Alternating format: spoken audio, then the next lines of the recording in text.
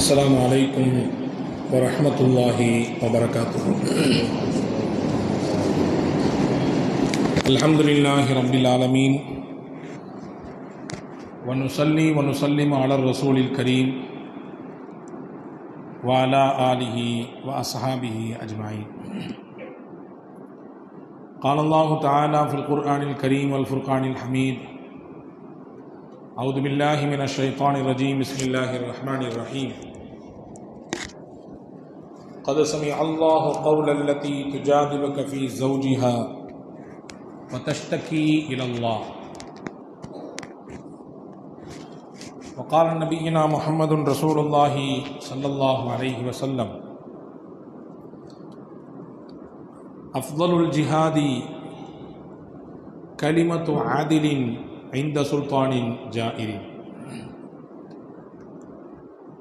اللهم صل على سيدنا محمد وعلى آل سيدنا محمد وأنزله المقعد المقرب عندك يوم القيامة. எல்லாம் வல்ல அல்லாஹுவின் திருப்பெயர் போற்றி துவங்குகிறேன்.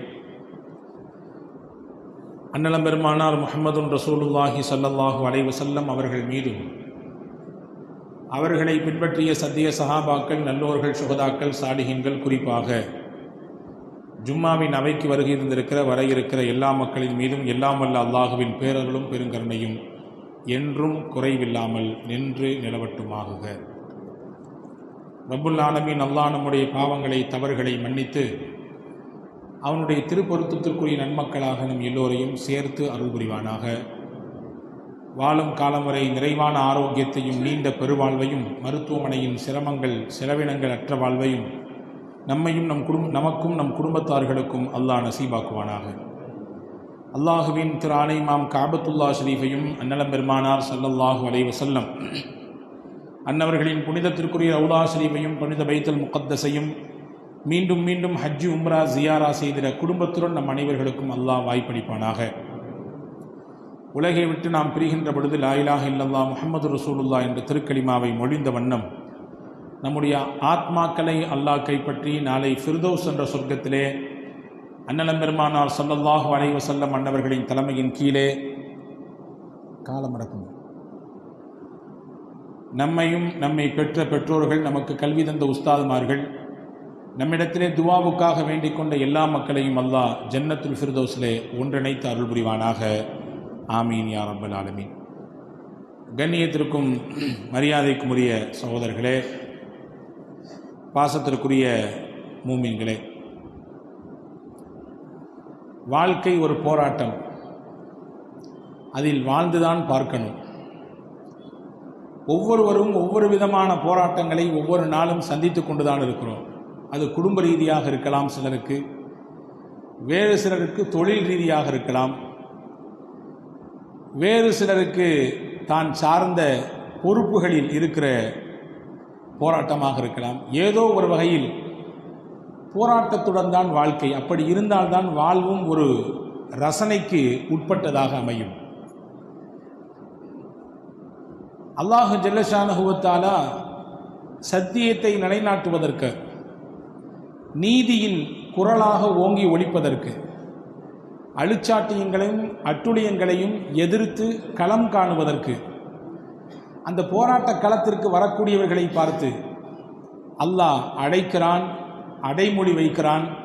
ஃபீ சபீலில்லாவுக்கு வந்தவர்கள் என்கிறான். அல்லாவின் பாதைக்கு சொந்தக்காரர்கள், அல்லாவின் பாதையில் இருப்பவர்கள் என்று அல்லாஹ் அடையாளப்படுத்துகிறான். பெருமானார் ஸல்லல்லாஹு அலைஹி வஸல்லம் அன்னவர்கள் ஹதீதுகளிலே இப்படி சொல்லியிருப்பதாக திர்மிதி போன்ற நூட்களிலே பதிவாக இருக்கிறது. மிகச்சிறந்த போராட்டம் எது, மிகச்சிறந்த ஜிஹாத் எது என்பதை நபிகள் ஸல்லல்லாஹு அலைஹி வஸல்லம் அடையாளப்படுத்தும் பொழுது சொன்னார்கள்: கலிமத்து ஆதிலின் இன்த சுல்தானின் ஜாயிரின். அக்கிரமம் புரியக்கூடிய, அநியாயங்களின் மொத்த உருவமாக இருக்கக்கூடிய அரசுக்கு எதிராக, அந்த அரசாளர்களுக்கு எதிராக நீதியின் குரலாய், நேர்மையின் குரலாய் ஒலிக்கக்கூடிய அந்த வார்த்தை, அதுதான் போராட்டங்களிலேயே மிகச் சிறப்பானது என்று பெருமானார் ஸல்லல்லாஹு அலைஹி வஸல்லம் அவர்கள் சொல்லித் தருகிறார்கள். நமக்கு போராட்டம் என்றால் பொதுவாகவே ஆண்கள் களத்திற்கு போவதும் போரிடுவதும் ஆயுதங்கள் ஏந்துவதும் இரத்தங்கள் சிந்துவதும் இப்படியே நாம் பார்த்து பழக்கப்பட்டிருக்கிறோம். ஆனால் பெண்களும் ஒரு மிகச்சிறந்த போராளிகள் தான்.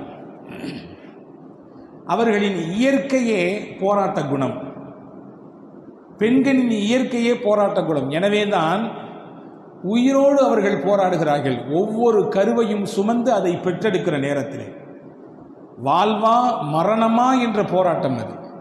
அதையும் வென்று அவர்கள் மகிழ்ச்சியை, ஆனந்தத்தை, ஒரு குடும்பத்தினுடைய வாரிசை இந்த உலகத்திற்கு தருகிறார்கள் என்றால் அது அந்த போராட்டத்திற்கு கிடைத்த வெற்றி. எனவேதான் அதை அங்கீகரிக்கும் விதமாக நபிகள் ஸல்லல்லாஹு அலைஹி வஸல்லம் அன்னவர்கள் சொன்னார்கள், எந்த ஒரு பெண் கருவுற்று அதை சுமந்து பெற்றெடுக்கிறாளோ இந்த 10 மாத காலம் என்பது அவள் வாழ்க்கையில் மிகப்பெரிய கஷ்டமும் சிரமங்களும் நிறைந்தது. ஆனால் அதை அவள் இன்முகத்தோடு ஏற்றுக்கொள்கிறாள்.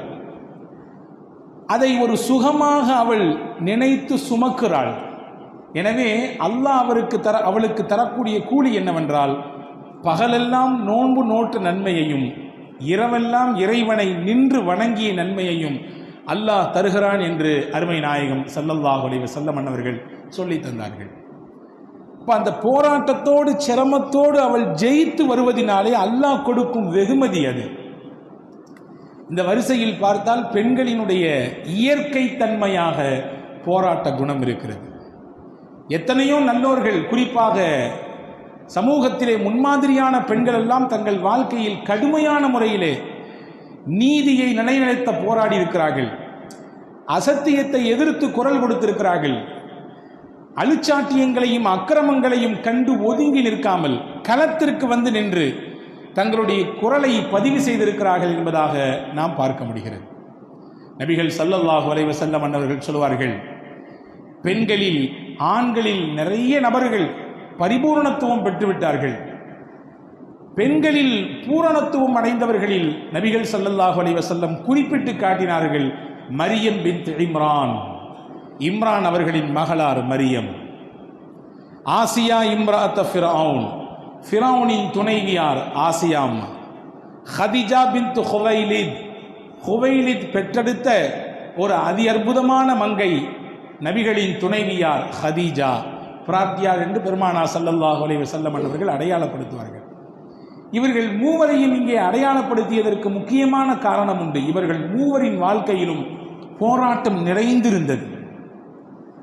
ஹஜ்ரத் சய்யிதத்துனா மரியம் அலைஹிஸ்ஸலாம் ஆண் துணை இல்லாமல் கருவை சுமக்கிறார்கள். அந்த கருவை சுமந்ததிலிருந்து அதை பெற்றெடுக்கும் வரை என்னென்ன சிரமங்களை அவர்கள் பட்டார்கள் என்பதை மரியம் என்ற அத்தியாயத்தை நீங்கள் முதல் சில வசனங்களை படித்து பார்த்தால் தெரியும். அதற்கு பிறகு பெற்றெடுத்த பிள்ளை ஆண் குழந்தை, அழகான குழந்தை, நபியாக வரப்போகிறது என்கின்ற சுப செய்தியை கொடுத்து அனுப்பப்பட்ட குழந்தை. இவ்வளவு சுப செய்திகள் இருந்தாலும் உலகம் அதை ஏற்றுக்கொள்ளுமா? ஆண் துணை இல்லாமல் எப்படி மரியம் கருவுற்றாள்? தவறு செய்து விட்டாரா? ஏதாவது செய்யக்கூடாத காரியத்தில் ஈடுபட்டு விட்டாரா? நல்ல சிறந்த பாரம்பரியமும் பேரும் பெற்ற குடும்பத்தில் பிறந்த பெண்ணாச்சே, இம்ரானின் மகளாச்சே என்று ஊரும் உலகமும் பேச துணிந்தது. அதை ஹஜ்ரத் மரியம் அலைஹிஸ்ஸலாம் தன்னுடைய சாமர்த்தியத்தை கொண்டு, அல்லாஹுவின் பேரருளை கொண்டு களத்தில் நின்று அதை எதிர்கொண்டார்கள். என்ன இப்படிலாம் பேசுறீங்க? என்னை அப்படி பேசலாமா? நான் உங்களில் யாரு? ஒரு மிகச்சிறந்த பாரம்பரிய குடும்பத்தில் சொந்தக்கார பெண்ணாச்சு, உங்களுக்கெல்லாம் தலைவராக இருந்த இம்ரானின் மகளாச்சு, என்றெல்லாம் பேசவில்லை. களத்தில் நின்று தான் பத்தினி, தான் தூய்மையானவர், எனக்கும் தவறுக்கும் சம்பந்தமே இல்லை என்பதை நின்றார்கள். அதை உள்வாங்கினார்கள். அல்லாஹ் நிச்சயம் இதற்கான வெளிச்சத்தையும் விடியலையும் தருவான் என்ற நம்பிக்கையில் நின்றார்கள். அல்லாஹ் கொடுத்தான் ஆச்சரியத்தை, குழந்தையை பேச வைத்தான். குர்ஆன் சொல்லுகிறது, ஈசா அலைஹிஸ்ஸலாம் பிறந்தவுடன் பேசினார்கள். பச்சிலம் குழந்தையாக, தவழுகிற பிள்ளையாக, கையில் மடியில் சுமக்கக்கூடிய பிள்ளையாக இருக்கிற ஈசா அலைஹிஸ்ஸலாம் வாய் திறந்து பேசினார்கள். இன்னி அப்துல்லாஹ், நான் அல்லாஹுவின் அடிமை, ஆத்தானியல் கிதாப வஜஅலனி நபியா, எனக்கு வேதத்தை அல்லாஹ் தரப்போகிறான், என்னை நபியாக அல்லாஹ் அனுப்ப போகிறான். வபர்ரம்பி வாலிததி, என் தாய் பத்தினி, அவர்கள் தூய்மையானவர்கள், பரிசுத்தமானவர்கள், நன்மையின் மொத்த உருவம் என் தாய் என்று அந்த குழந்தை பேசியதை குர்ஆன் பதிவு செய்கிறது. நான் எதுக்கு சொல்றேன்னா, அந்த நெருக்கடியான நிலையிலும் கூட நின்றார்கள் களத்திலே, தங்களுக்கான குணத்தோடு, நேர்மையான சிந்தனையோடு, இறை உதவி கிடைக்கும் என்கின்ற மேலான லட்சியத்தோடு நின்றார்கள். வாழ்க்கையில் ஜெயித்தும் காண்பித்தார்கள்.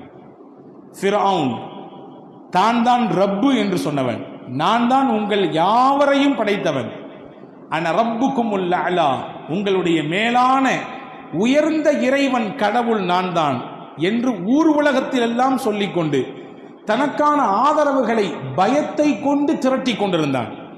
என்னை ஏற்க மறுத்தால் அதற்கு நான் தரும் கூலி மரணம், என்னை நீங்கள் ஏற்றுக்கொள்ளவில்லை என்றால் அதற்கு விலையாக நீங்கள் தருவது உங்கள் உயிரை என்று பயம்புறுத்தி அச்சுறுத்தி நான் இறைவன் என்பதை நிரூபித்துக் கொண்டிருக்கிற காலகட்டத்திலே அவர்கள் வீட்டில், ஃபிரௌனின் வீட்டில், அந்த ஃபிரௌனுக்கு மனைவியாக இருந்த ஆசியா அம்மா ரதியல்லாஹு தஆலா அன்ஹா, அந்த பெண்மணி, அவர்கள் எவ்வளவு தூய்மையோடு அந்த களத்தை எதிர்கொண்டார்கள், எவ்வளவு பக்குவமாக அதை கடந்து போனார்கள்.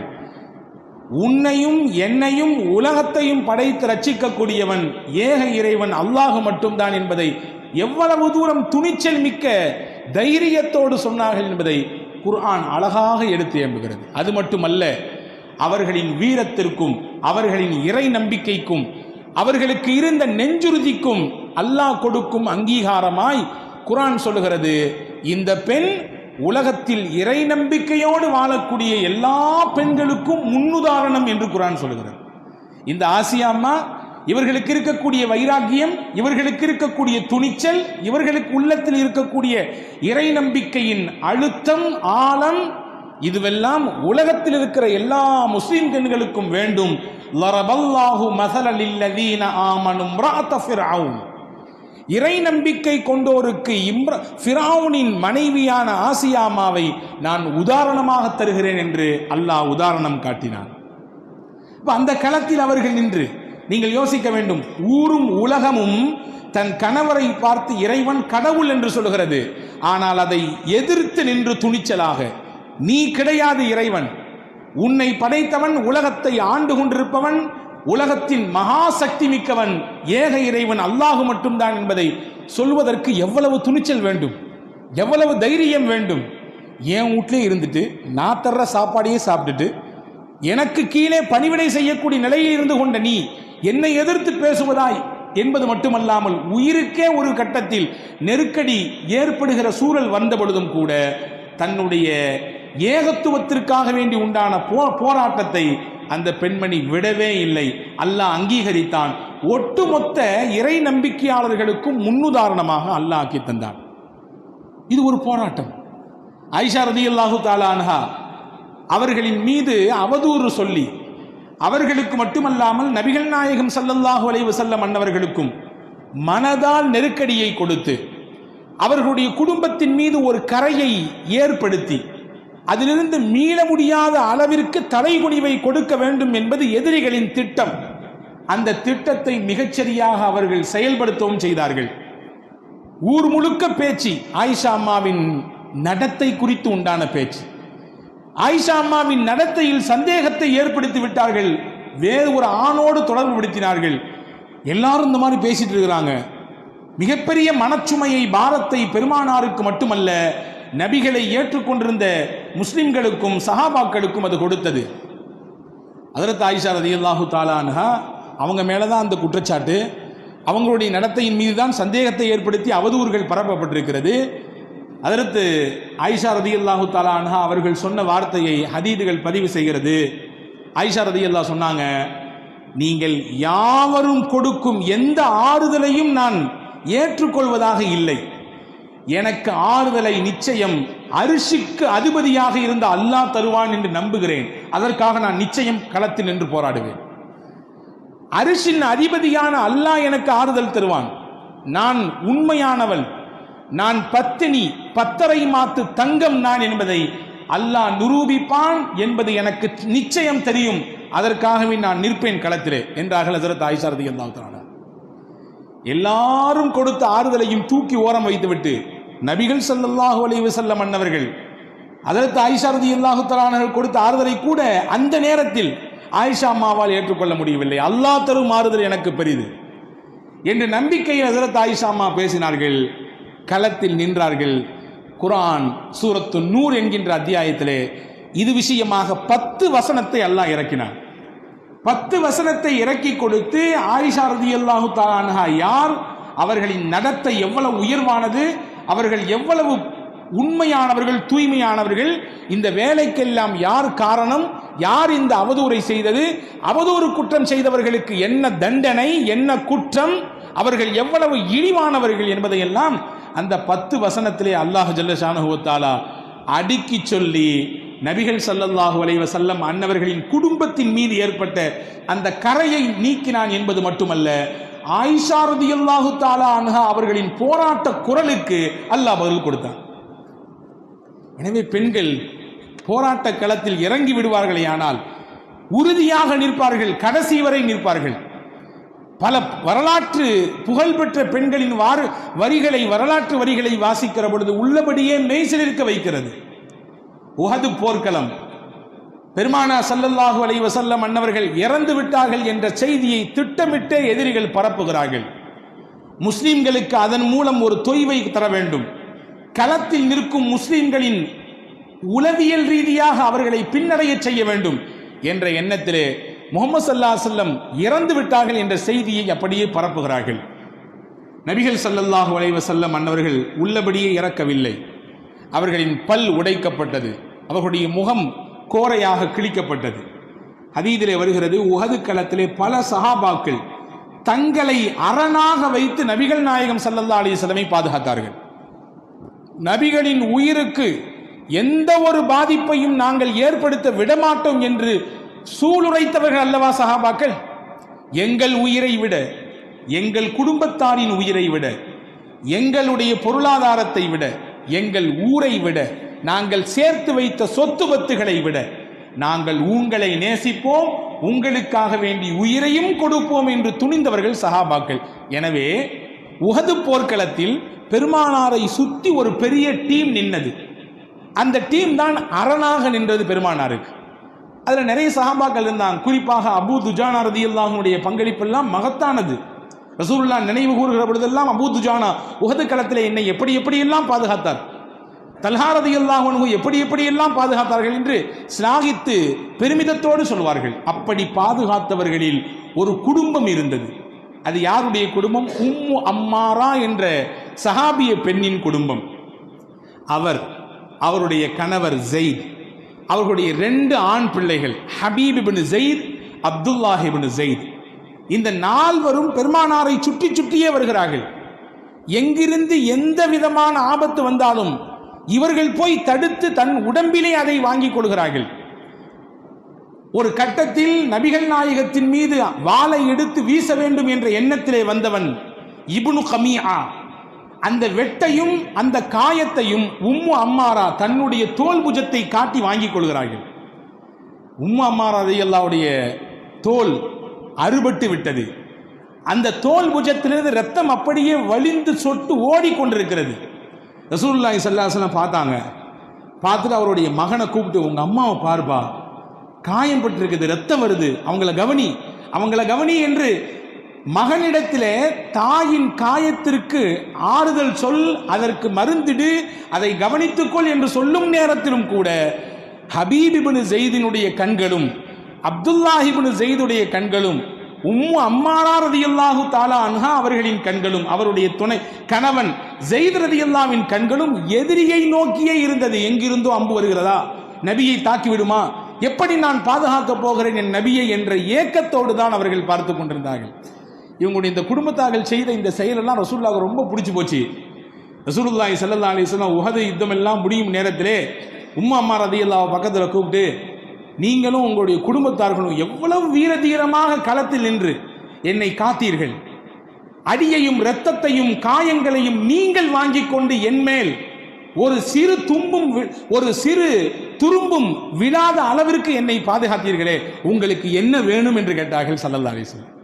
உடனே உம்மு அம்மாரா ரலியல்லாஹு அன்ஹா சொன்னாங்க, இந்த போராட்டம், இந்த தியாகம் எல்லாம் அல்லாஹ்விற்காக, அதற்கடுத்து உங்களுக்காக. உங்களிடத்தில் நான் என்ன பெரிதாக எதிர்பார்க்க போகிறேன்? இந்த தியாகத்தையும் இந்த இரத்தத்தையும் சொட்டிவிட்டு இதற்கு பிரதிபலனாக உலகத்தையா நாங்கள் கேட்க போகிறோம்? இல்லை நபியே, உங்களின் இந்த திரு சந்திப்பு, உங்களின் இந்த மகத்துவமான இந்த தொடர்பு எனக்கு நாளை சொர்க்கத்திலும் வேண்டும், எனக்கும் வேண்டும், என் குடும்பத்துக்கும் வேண்டும், எனக்கும் வேண்டும், என் குடும்பத்துக்கும் வேண்டும் என்றார்கள் உம்மு அம்மாரா ரலியல்லாஹு தஆலா அன்ஹா. ரசூலுல்லாஹி ஸல்லல்லாஹு அலைஹி வஸல்லம் அந்த இடத்துல தான் துஆ செஞ்சாங்க, அல்லாஹும்ம ஜஅல்ஹும் ருஃபகாஇ ஃபில் ஜன்னah. யா அல்லாஹ், இந்த உம்மு அம்மாராவினுடைய குடும்பம், இந்த பெண்மணியை, இவருடைய பிள்ளைகளை, இவருடைய கணவனை நாளை மறுமையிலே எனக்கு நெருக்கமானவர்களாக நீ ஆக்கி வைத்து விடு. நாளை மஹ்ஷரிலே அவர்களை என்னோடு சேர்த்து விடு. சொர்க்கத்திலே அவர்கள் எனக்கு நெருக்கம் உள்ளவர்களாக இருக்க வேண்டும். அந்த தரத்தில், அந்த அந்தஸ்தில் அவர்களை வைத்து விடு என்று பெருமானார் ஸல்லல்லாஹு அலைஹி வஸல்லம் துஆ செய்ததாக நாம் ஹதீஸிலே பார்க்கிறோம். எதுக்கு சொல்றேன்னா, நபியை காக்க வேண்டும் என்பதின் மீது உண்டான அந்த போராட்ட வெறி, அந்த குணம், நபியின் மீது துரும்பு பட்டு விடக்கூடாது, அவர்களை எந்த ஒரு ஆபத்தும் வந்து தீண்டி விடக்கூடாது என்பதின் மீது ஒரு குடும்பமே சேர்ந்து எடுத்த அக்கறை நபிகள் நாயகத்திலிருந்து துஆவை பெற்று தந்தது. அதற்கு மூலகர்த்தாவாக இருந்தவர்கள், காரணகர்த்தாவாக இருந்தவர்கள் சையதத்துனா உம்மு அம்மாரா ரலியல்லாஹு தஆலா அன்ஹா என்ற பெண்மணி. ரசூலுல்லாஹ் காலத்திலேயே நானும் நபின்னு ஒருத்தன் சுற்றிட்டு அடைஞ்சான் சொல்லிட்டு, முசைலமா என்பது அவனுடைய பெயர். வரலாற்றிலே கத்தாப் என்ற பெயரோடே அடையாளப்படுத்தப்படுகிறான், பொய்யன் முசைலமா. இந்த முசைலமாவிடத்திலே தூதுவராக இந்த உம்மு அம்மாரா ரலியல்லாஹு தஆலா அன்ஹுடைய மகன் ஹபீப் ரலியல்லாஹு அன்ஹு போறாங்க. பொதுவாகவே போர் மரபு, ஒரு நாட்டின் மரபு, வெளிநாட்டிலிருந்து தூதுவர் இங்கே வந்தால் அந்த தூதுவரை காக்க வேண்டும், பாதுகாக்க வேண்டும், அவருடைய உயிருக்கு, அவருடைய உடைமைக்கு பாதுகாப்பு தர வேண்டும். அது அந்த நாட்டின் மீது கடமை இல்லையா? இவர் தூதுவராக போயிருக்கிறார். பொய்யன் முசைலமா ஹபீப் ரலியல்லாஹுவை சித்திரவதை செய்து கொன்று விட்டார். உம்மு அம்மா ரலியல்லாஹு ரொம்ப பெரிய வருத்தம், மனசுல கஷ்டம். மகன் தூதுவராக சென்றவர் அப்படி அங்கே அநியாயக்கார முசைலமாவின் கையிலே இறந்து விட்டாரே என்று வைராகியம் கொண்டார்கள். இந்த முசைலமாவுக்கு எதிராக நானும் களத்தில் நிற்பேன், இறைவன் வாய்ப்பு தந்தால் அவனை நேருக்கு நேர் போர்க்களத்திலே சந்திப்பதற்கும் நான் தயார் என்று சொன்னார்கள். அல்லாஹ் வாய்ப்பு தந்தான். ஹஜ்ரத் அபூபக்கர் சித்திக் ரலியல்லாஹுடைய காலத்திலே ஒரு யுத்தம் நடந்தது, யமாமா யுத்தம் என்று சொல்வார்கள். முசைலமாவுக்கு எதிராக நடைபெற்ற யுத்தம். அந்த யுத்தத்திலே உம்மு அம்மாரா ரலியல்லாஹு அன்ஹா முசைலமாவை எதிர்கொண்டார்கள். உஹது களத்திலே தோல் புஜத்தில் காயம் ஏற்பட்டு ரத்தம் சிந்தியது. இந்த யமாமா யுத்த களத்திலே ஒரு கையே அருந்து போனது, ஒரு கை மொத்தமாக துண்டிக்கப்பட்டு விட்டது. ஆனால் அவர்களின் எண்ண பிரகாரம் அந்த யுத்தத்திலே முசைலமா கொல்லப்பட்டார். கொல்லப்படுவதற்கு காரணமாக இந்த உம்மு அம்மாரா பெத்தெடுத்த பிள்ளை அப்துல்லா இப்னு ஸைத் காரணமானார். முசைலமா ஒரு பிள்ளையை கொன்னான், அதுக்கு பழி தீர்க்கும் விதமாக வாய்ப்பு கிடைத்தால் அவனுக்கு எதிராக நான் போர்க்களத்திற்கு வந்து போராடுவேன் என்று சூளுரைத்த உம்மு அம்மாராவிற்கு அல்லாஹ் வாய்ப்பை தந்தான். அவர் பெத்த மகனாலே முசைலமா கொல்லப்பட்டார் என்ற செய்தியை வரலாறு சொல்லுகிறது. நான் எதுக்கு இந்த நிகழ்ச்சியை சொல்றேன்னா, ஒரு கை இழந்து ஒற்றை கையோடு அந்த பெண்மணி மதீனாவிலே வீட்டிலேயே இருப்பார்களாம். பெரும்பாலும் பொது இடங்களுக்கு வராமல் இருந்தார்கள். உமர் ரலியல்லாஹு விசாரிச்சாங்களாம், உம்மு அம்மா ரலியல்லாஹு பார்க்கவே முடியறது இல்லையே, என்ன ஏது என்று கேட்கும் பொழுது விவரம் சொன்னாங்களாம். அந்த அம்மாவுடைய ஒரு கை போனதுக்கு பிறகு பெரும்பாலும் பொது நிகழ்ச்சிகளில் அவர்கள் பங்கெடுப்பதில்லை. உமர் ரலியல்லாஹு சொன்னாங்களா, அந்த அம்மாட்ட போய் சுப செய்தி சொல்லுங்க, அவங்க உறுப்பில் ஒரு உறுப்பு அவர்களிடத்திலிருந்து ஷஹீதாகி சொர்க்கத்துக்கு போய்விட்டது, அவர்களை வரவேற்க வேண்டி முன்னாலேயே போய்விட்டது. அவர்களின் ஒரு உறுப்பு சொர்க்கத்திற்கு போய்விட்டது, அவர்கள் உடல் மட்டும்தான் சொர்க்கத்திற்கு போக மிச்சம் இருக்கிறது. அவர்கள் ஏன் வராமல் தயக்கப்பட்டு உள்ளே இருக்க வேண்டும்? இது அல்லாஹ்வின் பாதையில் போர்க்களத்திலே போராடியதின் மூலமாக இழந்த இழப்பல்லவா? இந்த இழப்பை கொண்டு பெருமைப்படவல்லவா செய்ய வேண்டும் என்று சையதுனா உமர் ரலியல்லாஹு அன்ஹு சொன்னார்கள் என்ற வரலாற்று குறிப்பை நாம் பார்க்கிறோம். எதற்கு சொல்லுகிறேன் என்றால், பெண்களின் போராட்ட குணம் வலிமையானது. வரலாறு நெடுகிலும் எடுத்த அந்த போராட்டங்களிலெல்லாம் பெண்கள் ஒரு தீர்க்கமான வெற்றியை நோக்கி நகர்ந்திருக்கிறார்கள் என்பதை நாம் பார்க்க முடிகிறது இல்லையா? கர்நாடகாவிலே உங்களுக்கு தெரியலாம், புர்காவுக்கு எதிராக, பர்தாவுக்கு எதிராக கோஷ்டிகள் சேர்ந்து கோஷம் போடுகிற பொழுது முஸ்கான் என்ற ஒரு பெண்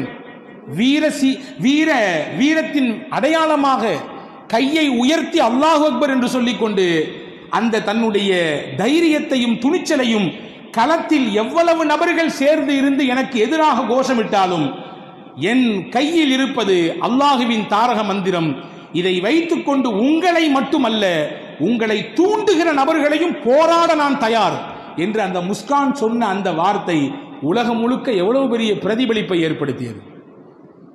சிஏ என்ஆர்சி போராட்டங்கள் சமயத்திலே பல்வேறு விதமான காட்சிகளை காண முடிந்தது. டெல்லி பல்கலைக்கழகத்தில் படிக்கக்கூடிய ஒரு மாணவி, அந்த பெண்ணின் பெயர் சபூரா சர்க்கார், கர்ப்பம் தரித்த மாணவி.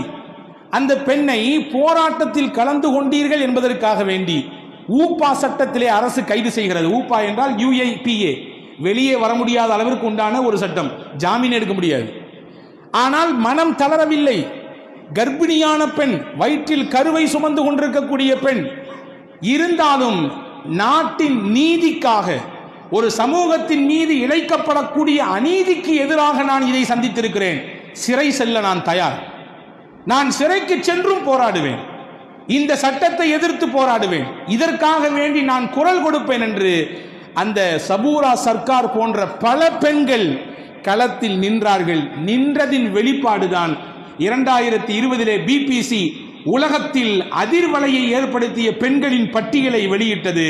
அந்த பட்டியலிலே முஸ்லிம் பெண்கள் மட்டும் உலகளாவிய அளவிலே அதிர்வலையை ஏற்படுத்திய பெண்களில் முஸ்லிம் பெண்கள் 20 பெண்கள். அந்த 20 பெண்களில் முக்கியமாக இந்தியாவிலே ஒரு பெண் உண்டு. அந்த பெண் தான் பில்கிஸ் தாதி. சிஏஏ என்ஆர்சியினுடைய அந்த காலகட்டத்திலே இந்தியா முழுக்க பல இடங்களிலே ஷாகின் பாக்குகள் உருவானது. எல்லாரும் தன்னெழுச்சியாக வந்து ஒரு இடத்திலே அமர்ந்து இந்த கருப்பு சட்டத்தை, இந்த அநீதியை, அக்கிரமத்தை எதிர்த்து குரல் கொடுத்தார்கள் இல்லையா? இதற்கு தூண்டுகோலாக முதல் புள்ளி வைத்து ஆரம்பித்தவர் யார் என்றால் 82 வயது நிறைவான பில்கிஸ் தாதி என்ற அந்த வயதான பாட்டி தான். அந்த அம்மா தான் இதற்கு புள்ளி வைத்தார்கள். இந்தியா முழுக்க இந்த ஷாகின் பாக்குகள் பெருகி வந்தது. நம்முடைய தமிழ்நாட்டிலும் கூட ஆங்காங்கே பல பகுதிகளிலே ஷாகின் பாக்குகள் உருவானது. போராடினோம், குரல் கொடுத்தோம், அநீதிக்கு எதிராக நம்முடைய எதிர்ப்புகளை பதிவு செய்தோம். எதற்கு சொல்கிறேன் என்றால், ஒரு பெண் நினைத்தால் களத்தில் நின்று நீதிக்காக எவ்வளவு தூரமும் போராட முடியும் என்பதை வரலாறு நெடுகிலும் பல பெண்கள் நமக்கு காண்பித்திருக்கிறார்கள். 2002 குஜராத்தில் இருக்கக்கூடிய முஸ்லிம்களுக்கு எதிராக திட்டமிட்டு ஒரு இனப்படுகொலை அரங்கேறியது. நமக்கு தெரியும், கிட்டத்தட்ட 3000க்கும் அதிகமான முஸ்லிம்கள் கொல்லப்பட்டார்கள், கற்பழிக்கப்பட்டார்கள், அவர்களுடைய உயிரெல்லாம் சின்னாபின்னமாக சிதைக்கப்பட்டது. உள்ளபடியே இதற்கு மறைமுகமான ஆதரவை அரசும் அதிகாரமும் கொடுத்தது. கைகட்டி காவல்துறை வேடிக்கை பார்த்தது. அந்த நேரத்தில் அந்த மாநிலத்தின் முதல்வராக இருந்தவர் மௌனியாக இருந்தார். தூண்டிவிட்ட நபர்களில் ஒருவராக இருப்பாரோ என்ற சந்தேகமும் கூட எழுந்தது. இதையெல்லாம் உண்மையை கண்டறிய வேண்டும் என்று மும்பையை சேர்ந்த அமெரிக்காவில் வசிக்கக்கூடிய ஒரு பெண்மணி மாற்று வேட தோட்டத்திலே வந்தார். அவர் ஒரு பத்திரிகையாளர். அந்த அம்மாவுக்கு பேரு ராணா அய்யூப். வந்து குஜராத்தில், அகமதாபாத்தில், வதோதராவில் சுத்தி குஜராத்தை முழுக்க சுத்தி உண்மையை கண்டறிந்து, இந்த கலவரத்திற்கு பின்னால் யாரெல்லாம் இருக்கிறார், தூண்டிவிட்டவர் யார், உள்ளபடியே இது யதார்த்தமாக நடந்த வன்முறையா அல்லது திட்டமிட்டு நடைபெற்ற கலவரமா என்பதை அக்கு வேறு ஆணி வேறு கிழித்து தி குஜராத் ஃபைல்ஸ் என்ற ஒரு புத்தகத்தை உலக அரங்கிலே சமர்ப்பித்தார். தமிழிலும் கூட அந்த நூல் வந்திருக்கிறது, குஜராத் கோப்புகள் என்று. அந்த பெண்மணி இதற்காக வேண்டி உழைத்த நாட்கள் வருடங்களை தாண்டி உழைத்தார். உயிருக்கே ஆபத்து என்கிற நிலையெல்லாம் ஒரு கட்டத்தில் ஏற்பட்டது. இருந்தாலும் இங்கே நடந்த அக்கிரமத்தை உலகத்திற்கு சொல்ல வேண்டும். இதற்கு பின்னால் எவ்வளவு பெரிய சதி வேலைகள் இருக்கிறது என்பதை உலகத்திற்கு காட்ட வேண்டும். இதற்கு பின்னால் எவ்வளவு பெரிய அரசு அதிகாரிகள் இருக்கிறார்கள், அரசியல்வாதிகளின் தலையீடு இருக்கிறது. மதம் என்ற போர்வையில் எவ்வளவு பெரிய ஒரு சமூகத்திற்கு எதிராக கட்டவிழ்த்து விடப்பட்ட வன்முறை இருக்கிறது என்பதை அந்த புத்தகத்தின் வழியாக ராணா அய்யூப் உலகத்திற்கு தெரிவித்தார், உலகத்திற்கு கொண்டு வந்தார். நான் எதுக்கு சொல்றேன்னா, அந்த மொத்த காலமும், ஆய்வின் மொத்த காலமும் மொத்தமும் ராணா அய்யூப் சொல்கிறார், நான் அதாவது கீழே விழுந்து விட்டால் மிகப்பெரிய பாதாளம், அப்படியான ஒரு நெருக்கடியான நிலைதான், என் உயிருக்கே அச்சுறுத்தலை ஏற்படுத்தக்கூடிய சூழல் தான், இருந்தாலும் நான் நிலைத்து நின்று அதையெல்லாம் திரட்டினேன், கொண்டு கொடுத்தேன் என்று அந்த பெண்மணி சொல்கிறார்கள். இப்போ போராட்ட களத்தில் நீதிக்கான குரலாய், அசத்தியத்தை எதிர்க்கும் குரலாய், அல்லாஹ்விடத்திலிருந்து நீதியை வாங்குவதற்கான குரலாய் பெண்களின் குரல் நாயகத்தின் காலம் தொட்டு, நல்லோர்களின் காலம் தொட்டு இன்னைக்கு வரை இருக்கத்தான் செய்து. அந்த அடிப்படையில் தான் உங்களுக்கு தெரியலாம், அதே 2002 குஜராத்தினுடைய அந்த கலவரத்தில் பாதிக்கப்பட்ட ஒரு பெண் தான் பில்கிஸ் பானு. நான் கூட சில வாரங்களுக்கு முன்பு அது சார்ந்த செய்திகளை பேசியிருக்கிறேன். பில்கிஸ் பானுவின் அந்த கொடூரம், அந்த பெண்மணியின் குடும்பத்துக்கு ஏற்பட்ட அவலம் உள்ளபடியே மனதை உழுக்கச் செய்யக்கூடியது.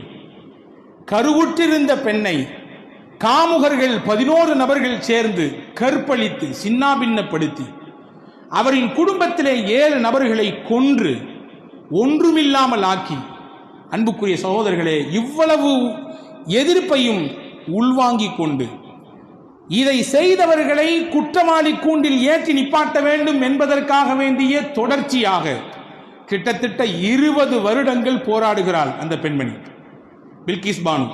குஜராத்தில் நடந்த சம்பவத்தை குஜராத்திலேயே கேஸ் போட்டா நிக்காது, இங்க அப்படி மாற்றி விட்டுருவாங்க, இதை அப்படி தலைகீழாக புரட்டி விடுவார்கள் என்பதற்காக வேண்டி மத்திய பிரதேசத்திலே மகாராஷ்டிராவிலே இந்த வழக்கு மாற்றப்படுகிறது. மகாராஷ்டிராவிலே வழக்கு மாற்றப்பட்டு குற்றவாளிகளுக்கு மரண தண்டனை விதிக்கப்பட்டு அதற்கு பிறகு அவர்களுக்கு ஆயுள் தண்டனை என்று குறைக்கப்படுகிறது. ஒரு 1.5 வருஷத்துக்கு முன்னாடி 2022 ஆகஸ்ட் 15 நாடு முழுக்க சுதந்திர தினத்தை கொண்டாடி கொண்டிருக்கக்கூடிய நேரத்திலே குஜராத்தினுடைய நீதிமன்றம் செய்த வேலை என்ன தெரியுமா? இந்த 11 நபர்களும் இந்த வழக்கில் குற்றமற்றவர்கள் என்று அந்த 11 பேரையும் விடுவிச்சாங்க. விடுவிச்சது மட்டுமல்ல, வெளியே வந்த பின்னாடி என்னமோ தியாக செயலை செய்ததை போன்று அவர்களின் ஆதரவாளர்கள் அவர்களை வரவேற்ற விதத்தை பார்த்தால், மாலை போட்டு இனிப்பு கொடுத்து பட்டாசுகள் வெடித்து, இந்த குற்றச் செயலை செய்தவர்கள், ஒரு பெண்ணினுடைய வாழ்க்கையை சிதைத்தவர்கள், அந்த குடும்பத்தில் 7 நபர்களை இறப்புக்கு காரணமானவர்கள், இவர்கள் வெளியே விட்டதே பெரிய தப்பு. இங்க கூவன்னு கும்பிட்டு இருக்கோம், அப்பாவி சிறைவாசிகள் வெளியே விடுங்கள், அவர்களுக்கும் குற்றத்திற்கும் சம்பந்தம் இல்லை என்று. இதை கேட்பதற்கு நாதி இல்லை, இதற்கான பதிலை சரியாக கொடுப்பதற்கு திராணி இல்லாதவர்கள் நிறைய சுத்தி கொண்டிருக்கக்கூடிய இந்த சூழலிலே ஒரு பெண்ணின் வாழ்க்கையை மொத்தமாக சிதைத்து நிர்மூலமாக்கி அந்த குற்றவாளிகள் வெளியே விடப்படுகிறார்கள். வெளியே வந்த நாளை பெருசா கொண்டாட்டமா வெளிப்படுத்தப்படுது. 1.5 வருஷம் ஆச்சு அந்த நிகழ்ச்சி நடந்து. கடந்த 2 நாட்களுக்கு முன்பாக டெல்லியினுடைய ஹைகோர்ட்டில் இருந்து, அந்த ஹைகோர்ட்டினுடைய நீதிபதிகளில் ஒருவராக இருக்கக்கூடிய PV நாகரத்னா என்று சொல்லக்கூடிய ஒரு பெண் நீதிபதி அழகான ஒரு தீர்ப்பை கொடுத்திருக்கிறார்கள். குஜராத்தின் நீதிமன்றத்திற்கு என்ன அதிகாரம் இருக்கிறது இவர்களை 11 நபர்களை விடுவிப்பதற்கு? வழக்கு நடப்பதோ மகாராஷ்டிராவில். உங்களுக்கு அந்த 11 நபர்களை விடுவிப்பதற்கு எந்த முகாந்திரமும் இல்லை, எந்த அதிகாரமும் கிடையாது. எனவே விடுவிக்கப்பட்ட 11 நபர்களை மறுபடியும் சிறைக்குள்ளே கொண்டு வர வேண்டும். அவர்கள் உள்ளபடியே குற்றவாளிகள், அவர்கள் குற்றத்திற்கான தண்டனையை அவர்கள் சிறை கம்பிகளுக்குள்ளே இருந்து அனுபவிக்க வேண்டும் என்ற செய்தியை, என்ற ஒரு தீர்ப்பை PV நாகரத்னா என்று சொல்லக்கூடிய அந்த நீதிபதி வழங்கியிருப்பதை உள்ளபடியே ஒரு நீதியின் குரலாய் நாம் பார்க்கிறோம். இந்த பெண்ணினுடைய போராட்டத்திற்கு அல்லாஹ் கொடுத்த ஒரு வெகுமதியாக கூட இதை பார்க்கலாம். அந்த அம்மா சொல்றாங்க, யாரு? பில்கிஸ் பானு, இந்த 1.5 வருஷமா நான் சிரிப்பை தொலைச்சிட்டேன். ஏன்னா நேரடியாக இவர்கள் குற்றத்தில் சம்பந்தப்பட்டவர்கள், இந்த 11 பேரும் என் விஷயத்திலே, என் குடும்பத்தினுடைய விஷயத்திலே நேரடியாக சம்பந்தப்பட்டவர்கள். அவர்கள் குற்றமற்றவர்களாக விடுவிக்கப்படுகிறார்கள் என்றால் இந்த நாட்டினுடைய நீதிமன்றத்தின் நிலை என்ன? இந்த நாட்டினுடைய உச்ச நீதிமன்றத்தின் நிலை என்ன? அங்கே உள்ளபடியே பாதிக்கப்பட்டவருக்கு நீதி கிடைக்காதா என்ற ஏக்கமும் தவிப்பும் எனக்கு இருந்தது. இன்று வெளியிட்ட இந்த தீர்ப்பின் வழியாக நான் உள்ளபடியே சிரிப்பை இப்பொழுதுதான் நான் வெளிப்படுத்துகிறேன். 1.5 வருஷமாக சிரிப்பை தொலைத்து விட்டேன். எனக்கு பல கொலை மிரட்டல்கள் வந்தது. என் வீட்டை நான் பல முறை காலி செய்து மாற்றி மாற்றி போயிருக்கிறேன். 20 முறை வீடுகளை மாற்றியிருக்கிறேன். நிச்சயம் நீதி இந்த நாட்டிலே வெல்லும் என்பதற்கு இந்த தீர்ப்பு ஒரு காரணம், இந்த தீர்ப்பு ஒரு முன்னுதாரணம் என்று பில்கிஸ் பானு சொல்லக்கூடிய விஷயத்தை நாம் பார்க்கிறோம். அன்புக்குரியவர்களே, இங்கேதான் நாம் ஒன்றை கவனப்படுத்த வேண்டும். வெத்து கோஷமாக ஒரு கோஷம் போட்டப்பட்டு கொண்டே இருக்கிறது. பேட்டி பச்சாவ், பேட்டி பச்சாவ், பெண் பிள்ளைகளை பாதுகாருங்கள், பெண் பிள்ளைகளை பாதுகாப்போம் என்று. இதை யார் சொல்றாங்களோ அந்த பயலுக தான் பில்கிஸ் பானுவினுடைய விஷயத்திலே இந்த வழக்கில் மாற்று கருத்தோடு அந்த குற்றத்தை செய்தவர்களை விடுவித்து அவர்கள் குற்றவாளிகள் அல்ல என்பது போன்று உண்டான ஒரு தோரணையிலே அவர்களை வெளியே விட்டிருக்கிறார்கள் என்பதை நாம் கவனிக்க வேண்டும். வார்த்தைகள் ஒன்று, செய்கிற செயல் வேறொன்று என்பதை இது காட்டுகிறது. எல்லாவற்றுக்கும் மேலாக நான் சொல்ல வருகிற செய்தி இதுதான். பில்கிஸ் பானுவை போன்று உண்டான நீதிக்கான குரலாய் பாதிக்கப்பட்ட மக்கள் நிச்சயம் நிலைத்து நிற்கிற பொழுது, போராட்ட களத்தில் நிலைத்து நிற்கிற பொழுது நிச்சயம் ஒரு கட்டத்தில் ஏக இறைவனின் உதவியும் கிடைக்கும், பொதுமக்களினுடைய ஆதரவும், நீதியின் பக்கம் நம்பிக்கை உள்ள மக்களினுடைய நிலையான ஆதரவும் கிடைக்கும் என்பதற்கு பில்கிஸ் பானு போன்ற பல நல்ல நீதிக்காக வேண்டி போராடுகிற மக்களினுடைய வாழ்க்கை உதாரணம் என்பதை நாம் இங்கே கவனத்தில் கொள்வோம். எனவே இஸ்லாம் பெண்களை மேன்மைப்படுத்துகிறது என்பதோடு மட்டுமல்லாமல் அவர்களை புர்கா போட்டு வீட்டுக்குள்ளேயே வைக்கணும் அப்படின்ற மாதிரி சொல்லுது நிறைய பேர் நினைச்சு வச்சிருக்காங்க. முஸ்லீம்கள்லாம் பொம்பளைங்களை வெளியே விட மாட்டாங்க, உள்ளே தான் வச்சிருப்பாங்க, எந்த காரியத்துக்கும் அப்படி அல்ல. புர்கா என்பது அவர்களுடைய உடலுக்கான திரையை தவிர்த்து அவர்களுடைய திறமையையோ அவர்களுடைய ஆற்றலையோ அவர்களுடைய சீரிய சிந்தனைகளையோ அவர்களிடத்தில் இருக்கக்கூடிய சிறப்பான செயல்பாடுகளையோ மறைப்பதற்கான திரை அல்ல என்பதை உலகம் முழுவதும் இஸ்லாம் தோன்றிய காலம் தொட்டு இன்னைக்கு வரைய முஸ்லிம் பெண்கள் வெளிப்படுத்திக் கொண்டே இருக்கிறார்கள். வல் ரஹ்மான் அப்படியான சிறப்பான சிந்தனை உள்ள நல்ல பெண்களாக நம்முடைய இல்லத்து பெண்களையும் அல்லாஹ் ஆக்கியருள் புரிவானாக. அநீதியை எதிர்த்து குரல் கொடுக்கிற, நீதியின் பக்கம் நிலைத்து நிற்கக்கூடிய நல்ல வாய்ப்பை அல்லாஹ் நம் அனைவர்களுக்கும் நசீபாக்குவானாக. ஆமீன். வாஹிர் தாவா அனில் அல்ஹம்துலில்லாஹி ரப்பில் ஆலமீன். அஸ்ஸலாமு அலைக்கும்.